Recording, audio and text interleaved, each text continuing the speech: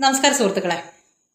2 നവജാത ശിശുക്കളെ ശ്വാസം മുട്ടിച്ചു കൊന്ന് കുഴിച്ചിട്ട് ആ കുഞ്ഞു ശരീരങ്ങൾ അഴുകി മണ്ണിൽ അലിഞ്ഞു ചേർന്നതിന് ശേഷം അസ്ഥികൾ പെറുക്കിയെടുത്ത് സൂക്ഷിച്ച 2 ഇരുകാലി ജന്മങ്ങളെപ്പറ്റി നമ്മൾ വാർത്തയിൽ കണ്ടു, വായിച്ചു.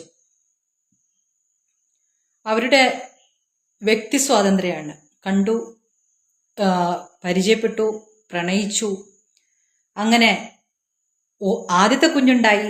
അത് കഴുത്തില് പൊക്കിൾക്കൊടി ചുറ്റി മരിച്ചു എന്നാണ് ആ സ്ത്രീ പറഞ്ഞത്. എന്നിട്ട് അതുകൊണ്ട് പാഠം പഠിച്ചോ? വീണ്ടും കുഞ്ഞുണ്ടായി. ആ കുഞ്ഞിനെ ജനിച്ചപ്പോൾ തന്നെ കരഞ്ഞപ്പോൾ ശ്വാസം മുട്ടിച്ചു കൊന്നു എന്ന് ആ സ്ത്രീ തന്നെ പറയുന്നു. എന്നിട്ടിപ്പോ ആ കുഴിച്ചിട്ട സ്ഥലത്ത് തെളിവെടുപ്പിന് ചെന്നപ്പോൾ, ആ വീട്ടിൽ ചെന്നപ്പോൾ അവളുടെ അമ്മയെ കെട്ടിപ്പിടിച്ച് അലറി കരയുന്നു, വാവിട്ട് കരയുന്നു. ആ കുഞ്ഞുങ്ങൾ എങ്ങനെ കരഞ്ഞിട്ടുണ്ടാവും? അമ്മേ എന്ന് വിളിക്കാൻ കഴിയില്ലെങ്കിലും ഏതോ ഭാഷയിൽ ആ കുഞ്ഞ് നിലവിളിച്ചിട്ടില്ലേ? അതവള് കേട്ടോ? എന്നിട്ട് ഇന്ന് അവളുടെ അമ്മയെ കെട്ടിപ്പിടിച്ച് വാവിട്ട് കരയുന്നു. ഇതൊക്കെ കണ്ടിട്ട് കേരളം ഞെട്ടുന്നുണ്ടോ? ഞെട്ടില്ല, മരവിച്ചിരിക്കുന്നു കേരളം. കാരണം ഇതൊക്കെ വ്യക്തികൾക്ക് സംഭവിക്കുന്ന സാധാരണ ചെറിയ തെറ്റുകളാണ് എന്നുള്ള ഒരു നിലവാരത്തിലേക്ക് കേരളത്തിലെ ജനതയെ എത്തിച്ചിരിക്കുന്നു ഈ നവോത്ഥാന സാംസ്കാരിക കാലഘട്ടം.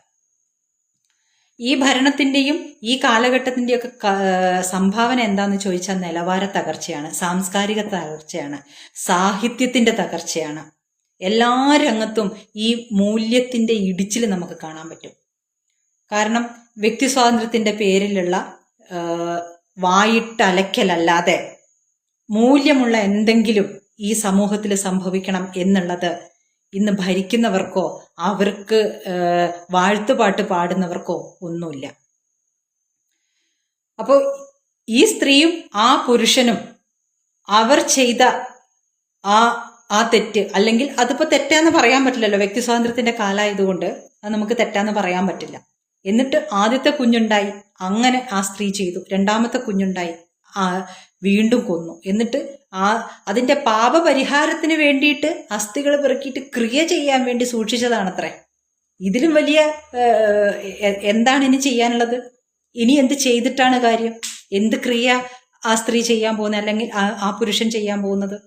മൃഗങ്ങളെന്നൊന്നും പറയാൻ പറ്റില്ല. ഈ ഇരുകാലി ജന്മങ്ങൾ, മൃഗങ്ങൾ, ജന്തുക്കൾ എന്നൊക്കെ പറഞ്ഞാൽ അവറ്റകൾക്ക് നാണക്കേടാവും. അപ്പൊ എന്തായാലും നമ്മൾ ഇതൊക്കെ കേൾക്കാൻ വേണ്ടി പരുവപ്പെട്ടിരിക്കുന്നു. ഇതൊന്നും വലിയ തെറ്റല്ല എന്നൊക്കെയുള്ള ഒരു രീതിയിലേക്ക് നമ്മുടെ മാനസികാവസ്ഥയെ എത്തിച്ചിരിക്കുന്നു. ഇപ്പോ പ്രതികളെ സംരക്ഷിക്കാനും പ്രതികളുടെ കുടുംബത്തിനെ സംരക്ഷിക്കാനും ജയിൽ പുള്ളികളെ സംരക്ഷിക്കാനും ഒക്കെ സാമൂഹ്യ നീതി വകുപ്പിന്റെ പ്രത്യേക നിയമങ്ങളുണ്ട്. അങ്ങനെയുള്ള ഒരു പോസ്റ്റ് ഞാൻ കണ്ടു. അതിലുള്ള 2 പോസ്റ്ററുകൾ ഞാൻ വായിക്കാം. ജയിലിൽ ആയ ഞാൻ ഇനി എൻ്റെ കുടുംബത്തെ എങ്ങനെ സഹായിക്കും? എൻ്റെ ആശ്രിതർക്ക് ഇനി ആരുണ്ട്? ഒരു കുറ്റവാളിയുടെ ആത്മരോദനമാണ്. സാമൂഹ്യനീതി വകുപ്പ് ജില്ലാ പ്രൊബേഷൻ ഓഫീസ് മുഖേന ജയിലിൽ കഴിയുന്നവരുടെ ആശ്രിതർക്ക് സാമ്പത്തിക സഹായം നൽകി വരുന്നു. അപ്പോൾ ജയിലിൽ കഴിയുന്നവരുടെ ആശ്രിതർ സാമൂഹ്യനീതി വകുപ്പിലേക്ക് വെച്ചു പിടിക്കുക. നിങ്ങൾക്കുള്ള സാമ്പത്തിക സഹായം ജയിൽ പുള്ളിയുടെ കുടുംബം പുലർത്തേണ്ടത് സമൂഹത്തിന്റെയും സർക്കാരിന്റെയും ഉത്തരവാദിത്തമായതുകൊണ്ട് സാമൂഹ്യക്ഷേമ വകുപ്പ് നിങ്ങൾക്കുള്ള ചെലവിന് തരും. ആശ്രിതർക്ക്, ജയിൽ പുള്ളിയുടെ ആശ്രിതർക്ക്. എങ്ങനെയെങ്കിലും അപകടത്തിന് മരിച്ചവന്റെ ആശ്രിതരല്ല, എന്തെങ്കിലും രോഗിയുടെ ആശ്രിതരല്ല, 2 കാലിനും വയ്യാതെ നിരങ്ങി നടക്കുന്ന മനുഷ്യരുണ്ട് ഇവിടെ. അവർക്കുള്ള ആശ്രിതരല്ല. ഈ ജയിൽ പുള്ളിയുടെ ആശ്രിതർക്ക് വേണ്ട സഹായം സർക്കാരും സമൂഹവും ചെയ്യുന്നതായിരിക്കും. അടുത്ത പോസ്റ്റർ: ശിക്ഷിക്കപ്പെട്ട് ജയിലിൽ പോയാൽ ഒരു കുറ്റവാളി എന്നുള്ള പേര് എനിക്കും അതിന്റെ ഭവിഷ്യത്ത് എൻ്റെ കുടുംബത്തിനും വരില്ലേ?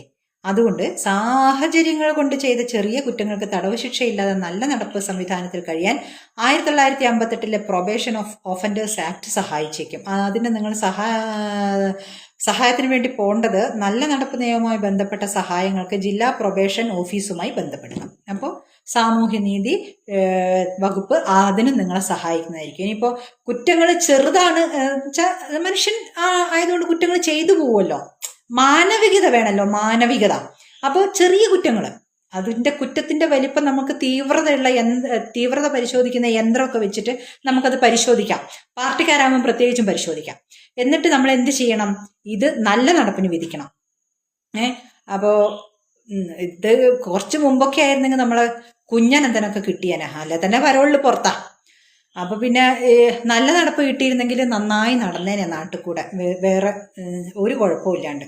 അപ്പൊ പിന്നെ അങ്ങനെയൊക്കെ ആയിരിക്കും.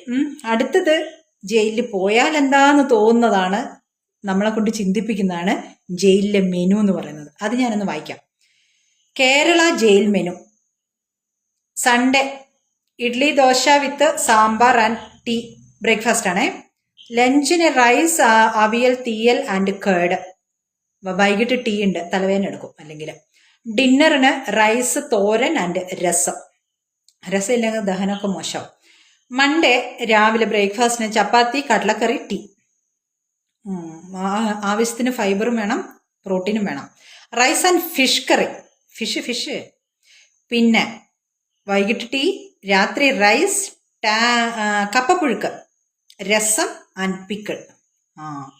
പിന്നെ ട്യൂസ്ഡേ ഉപ്പുമാവും ബനാനയും ആൻഡ് ടീ രാവിലെ ബ്രേക്ക്ഫാസ്റ്റിന്. പഴം കുഴച്ച് ഉപ്പുമാവ് തിന്നാം.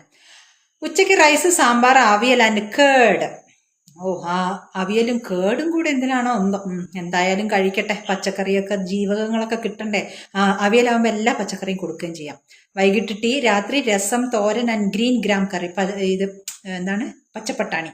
അല്ലെങ്കിൽ പ്രോട്ടീൻ കുറഞ്ഞു പോയാലോ. രാവിലെ വെനസ്ഡേ ചപ്പാത്തി, കടലക്കറി ആൻഡ് ടീ. ഉച്ചയ്ക്ക് rice, pulissery, fish curry and avial. Fish curry ഉണ്ട് കേട്ടോ, പുളിശ്ശേരി ഉണ്ട്. പിന്നെ എല്ലാം ചേർന്ന് അവിയലുണ്ട്, പച്ചക്കറിയൊക്കെ ചേർന്ന്. വൈകിട്ട് ടീ ഉണ്ട്. Rice, boiled tapioca, rasam and pickle. രാത്രി ബോയിൽഡ് ടാപ്പിയോക്ക, കപ്പ പുഴുക്ക്, കപ്പ വേവിച്ചത്. Thursday upma, banana and tea രാവിലെ. ഉച്ചയ്ക്ക് ലഞ്ചിന് rice, pulissery, fish curry and avial. പച്ചക്കറിയും മീനും കൊടുക്കാണ്ട് ഒരു രക്ഷയില്ല കേട്ടോ, മാംസ്യമൊക്കെ കുറഞ്ഞു പോയാൽ. പിന്നെ വൈകിട്ട് ടീ. രാത്രി rice, boiled tapioca, rasam and pickle. ഇങ്ങനെ ചെയ്യരുത് കേട്ടോ. രാത്രി ആകുമ്പോൾ പിന്നെ ഇങ്ങനെ രസത്തിന്റെ കൂടെ കപ്പപ്പുഴുക്ക് എന്താ കൊടുത്തിട്ട് മോശമല്ലേ. അപ്പോൾ ഉച്ചക്കത്തെ കറി കുറച്ച് എടുത്തു വെക്കണം, മീൻ കറി, എന്നിട്ട് കപ്പയ്ക്ക് കൊടുക്കണം. അങ്ങനെ ചെയ്യരുത് ജയിൽ പുള്ളികളോട്, അത് മനുഷ്യാവകാശ ലംഘനമാണ്. രാവിലെ ഫ്രൈഡേ ചപ്പാത്തി, കടലക്കറി ആൻഡ് ടീ. ഉച്ചയ്ക്ക് റൈസ്, അവിയൽ, എരിശ്ശേരി ആൻഡ് പുളിശ്ശേരി. വൈകിട്ട് ടീ. രാത്രി rice, thoran and rasam. Saturday രാവിലെ ഉപ്മാ, ബനാന ആൻഡ് ടീ. ഉച്ചയ്ക്ക് rice, thoran, mutton curry and pulissery, ആട്. വൈകിട്ട് ടീ. രാത്രി ഡിന്നറിന് rice, boiled tapioca, rasam and pickle. അത് വീണ്ടും മോശമായിപ്പോയി. രസവും കപ്പയും കൂടി എന്ത് ചെയ്യാനാ, മട്ടൻ കറി എടുത്തു വെക്കണം, ഇല്ലെങ്കിൽ മനുഷ്യാവകാശ ലംഘനവും. അപ്പൊ സാമൂഹ്യനീതി വകുപ്പ് ഇതൊന്ന് ശ്രദ്ധിക്കണം. ഉച്ചയ്ക്ക് വെക്കുന്ന മീൻകറി, മട്ടൻ കറി, ചിക്കൻ കറി എന്നുള്ളത് രാത്രിയും കൂടെ എടുത്തു വെച്ച് ജയിൽ പുള്ളികൾക്ക് നിർബന്ധമായിട്ട് കൊടുക്കണം. അവർക്ക് കപ്പപ്പുഴുക്ക് രസവും കൂട്ടി തിന്നാൻ പറ്റൂല, അതും വളരെ മോശമാണ് ചെയ്യുന്നത്.